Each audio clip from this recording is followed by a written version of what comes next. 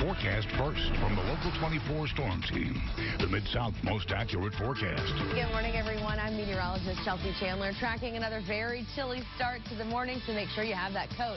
We look at your forecast first. Still in the 40s early on, but we'll see the clouds clearing, get that sunshine back in the mix, and see our temperatures getting at least more comfortable in the mid to upper 60s. Now, how long will that last before we see another drop? When will the rain return? I've got all the details coming up with your forecast.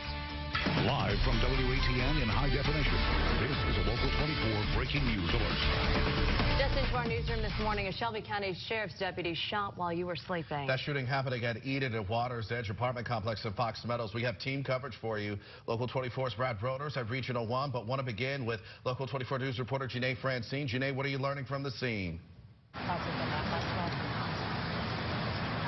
Well, John, I can tell you since we last spoke, TBI just arrived in their crime scene unit. But let me tell you why they're even here. Now, shortly after 3 o'clock this morning, Shelby County Sheriff's Office deputies were told to come out here to the Eden at Water's Edge apartment complex because a suspect they've been looking for about 3 weeks has been out here hiding. Now, when the suspect saw the deputies was looking for him, he ran away on foot, then fired gunshots at the deputies from what we're being told. The deputies did fire back.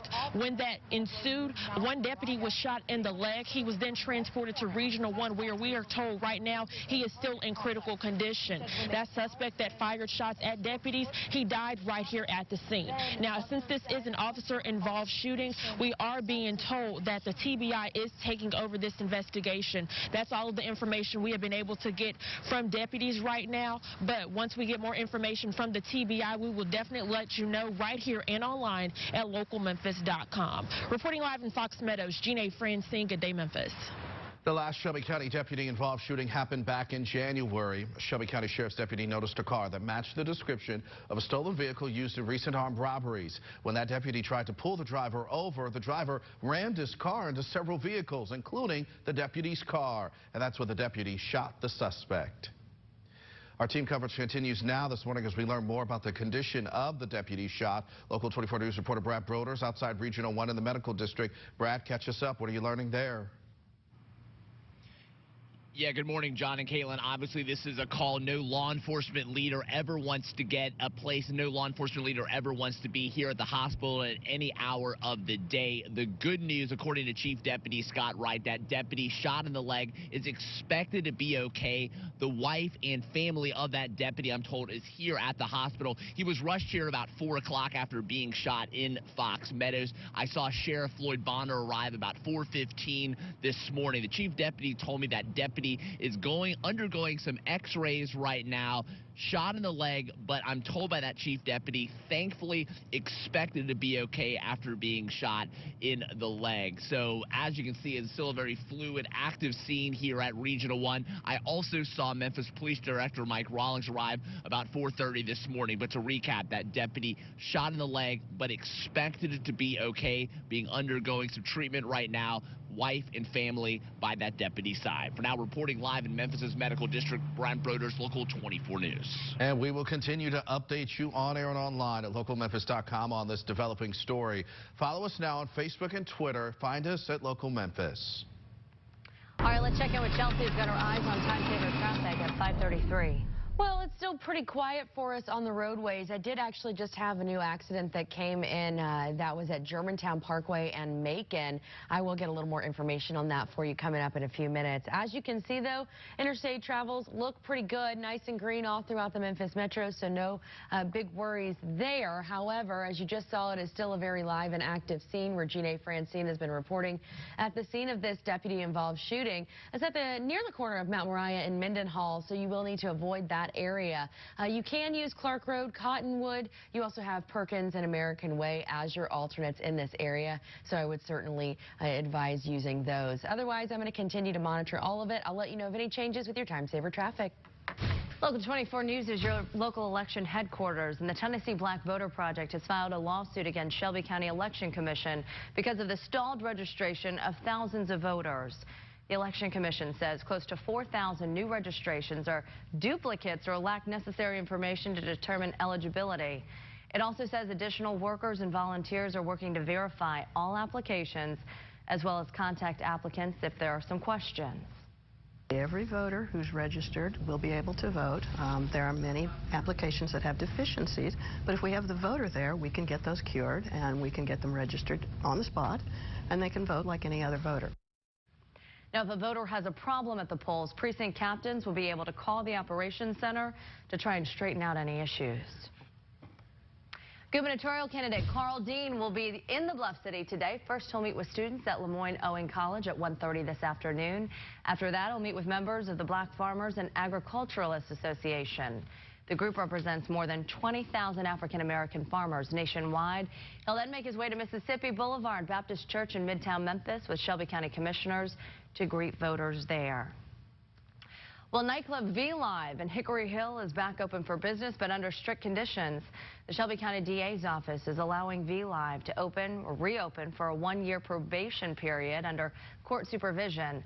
The club will have new management, no longer a strip club, and have tighter security as well. It will be forced to close. It was forced to close this past summer after several troubling incidents connected to the club, including 2 murders.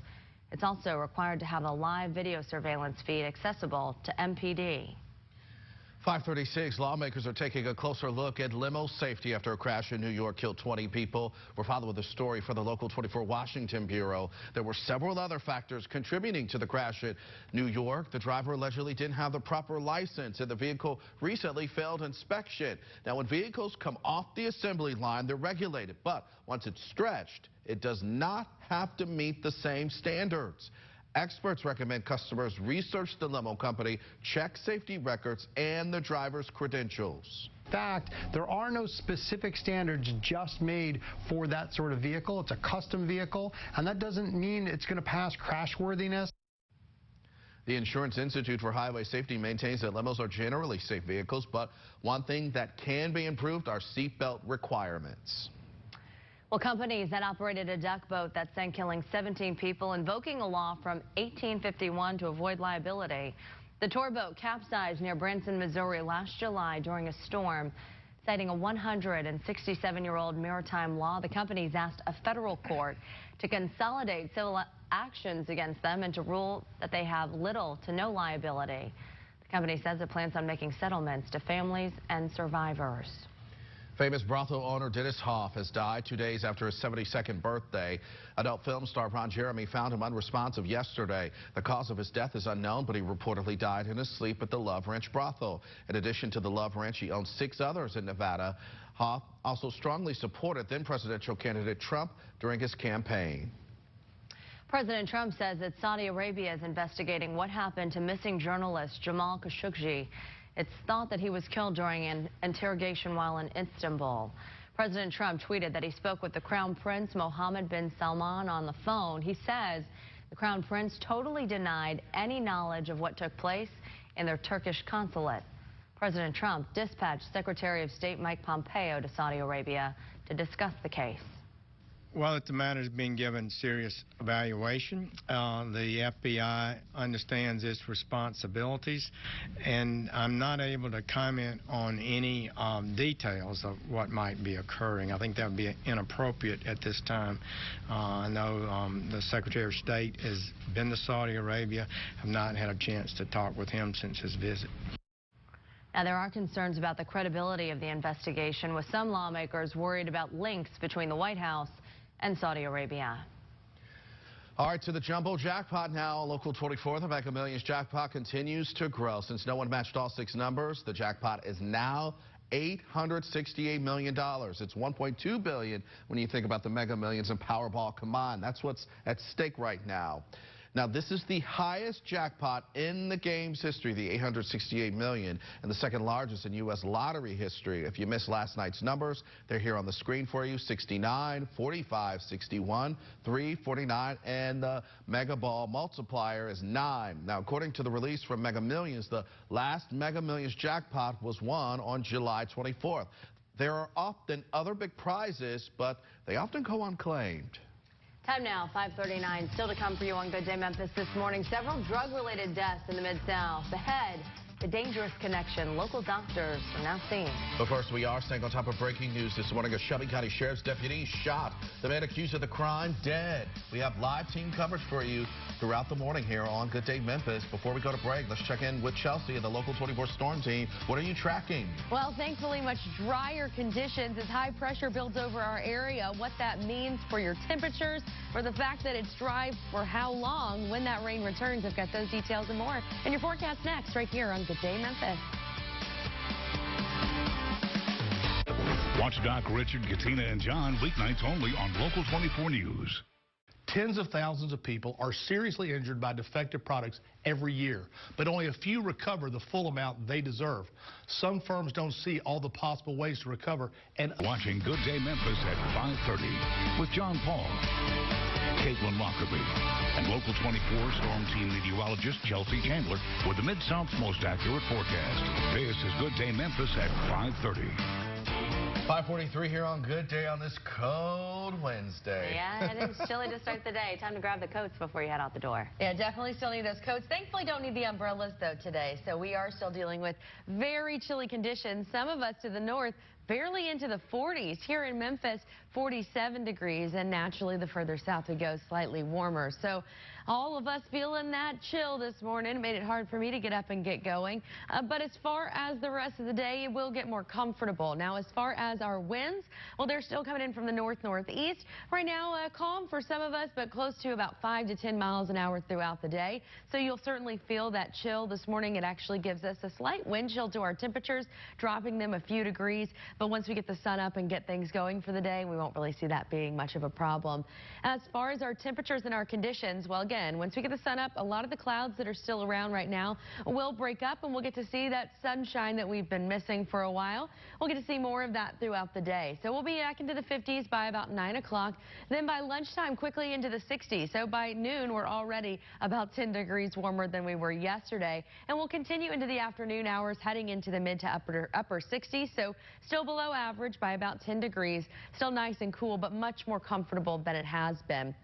Again, with rain chances less than 10% today, so really not expecting much rainfall at all. So it will be a day that hopefully is more enjoyable for you overall. Checking it out hour by hour, it's going to be relatively uneventful. Again, we aren't seeing much happening as we get to the morning hours, as you head to the bus stop, as you're heading out the door for your morning commute. It is going to be cold, so make sure you have that coat because we're going to be in the 40s. But again, as we get through the day, this model a little over aggressive. I would sure love for us to get to the 70s. I just don't think we'll quite get there. So do expect it to be nice. Even as we head into the evening, it actually will stay slightly warmer than it has been as the sun sets. We'll still be in the 60s, still be nice and quiet overnight, not expecting much to happen. Other than a cold front that'll move through, it's a very quiet cold front. Won't have a major impact other than dropping our temperatures. Still not expecting anything as far as rain with it. So looking at your 7-day forecast, 67 degrees today. It is cool. Tomorrow, again, with the impact of tonight's cold front, we'll drop down to about 63 degrees, so not a big impact there. High pressure is taking over. That's why we don't have rain until late Friday when another cold front makes its way through Friday night into Saturday morning. The rain will get out of here early on Saturday. Temperatures will still be relatively nice, comfortably cool in the upper 60s Saturday. But then after the cold air works its way in behind that cold front, by Sunday, just in time for the Making Strides Against Breast Cancer walk, it will be dry, but it sure will be cool as our high will still be in the 50s. So we're going to continue to track it all, keep you up to date with the latest on your forecast. Of course, you can always find it by following us on Twitter at Local Memphis. All right, let's talk about the roadways. We do have a few things going on, including an accident, a new one. At least interstate traffic still looks good. But let's go ahead and get to that first accident that is coming to the Sonic Traffic Center this morning. This is going to be on Germantown Parkway near Macon. Now, I've put some speeds here. If you're traveling southbound on Germantown Parkway right now, that's towards Walnut Grove. For breaking news alert. A Shelby County deputy shot while many of you were sleeping. The suspect killed this morning. Shooting happening at Eden at Water's Edge Apartments in Fox Meadows. Local 24 News reporter Janae Francine is there on the scene. Janae, catch us up. What are you learning? That's right, John. We're still live out here at the scene. You see this crime scene tape keeping us feet away from where the incident happened. Now, we're told a little bit after 3 o'clock this morning, Shelby County Sheriff's Office deputies were called to this apartment complex. They were told a suspect they've been looking for about 2 to 3 weeks was hiding out here. Now, when they got in close proximity with the suspect fled on foot to run away. Between that time, fire broke out with gunshots. The suspect fired at deputies, and the deputies fired back. We're told that the deputy was shot in the leg, transported to Regional 1. He has recently been listed in non-critical condition, about to have surgery, so he is expected to be okay. The suspect died right here at the scene. Now, no word yet on why the warrant was being given to the suspect, what the suspect exactly did, but the TBI has taken over this investigation, so we probably will get that information from the TBI shortly. Now, let's remember, whenever there is an officer-involved shooting, the TBI does take over. Reporting live, Jeanne Francine, Good Day Memphis. Continuing coverage for you now this morning on several drug-related deaths that happened this past weekend. About 6 people dead from a possible batch of bad heroin. The heroin believed to have been laced with fentanyl. Doctors say even a small amount of fentanyl mixed in heroin and other drugs like cocaine can kill users within minutes. They also say the deadly impact is on the rise locally and nationally in recent years. Somebody out there that you know has used in the past or might be currently using, reach out to them, check on them, find out, if there's something you can do to be a resource of support for them, because we just don't want to see anybody else die. This year to date, Shelby County health leaders recorded about 150 opioid-related deaths, close to the pace of a record 207 lives lost in 2017. Tonight's the annual Freedom Awards hosted by the National Civil Rights Museum. This year's theme is 1968, a reflection of a pivotal year in modern American and world history when the fight for equality went global. Among the honorees are former Vice President Joe Biden and civil rights activist. The ceremony starts at 7:30. Local 24 News reporter Annette Pegler will be live from the red carpet for us tonight. 5:53 for you here on Local 24. Another check of weather and traffic straight ahead. You're watching Good Day Memphis. You're watching Good Day Memphis at 5:30. All right, so glad you're with us here. Good day on a Wednesday, 5:56 the time for you now. Chelsea's got her eyes on your temperatures outside. You definitely want to grab a coat, maybe even turn on the heat in the car. Yeah, it is a very chilly start once again. Some of us in the low 40s. As kids head out the door and you head towards work this morning, it'll still be in the 40s, so still have a coat ready. But it will be cloudy early on. We will quickly, though, see those clouds clearing, see the sunshine coming back, and becoming more comfortably cool as we get into the mid to upper 60s. Rain chances are less than 10%, so good news there. As far as the roadways, I do have a couple of new accidents that have come in, including the one that is at Holmes and Getwell, Winchester and Sweeney. I've got more information in a few minutes. Keep it right here for more Good Day Memphis at 6, coming up in the next 30 minutes this morning. Former Memphis Mayor Willie Harrington is not happy with city leaders, his issue with them, and how he hopes to settle it in a court of law. And we're staying on top of breaking news for you this morning. A deputy shot overnight in a Fox Meadows apartment complex. What we're learning next at 6.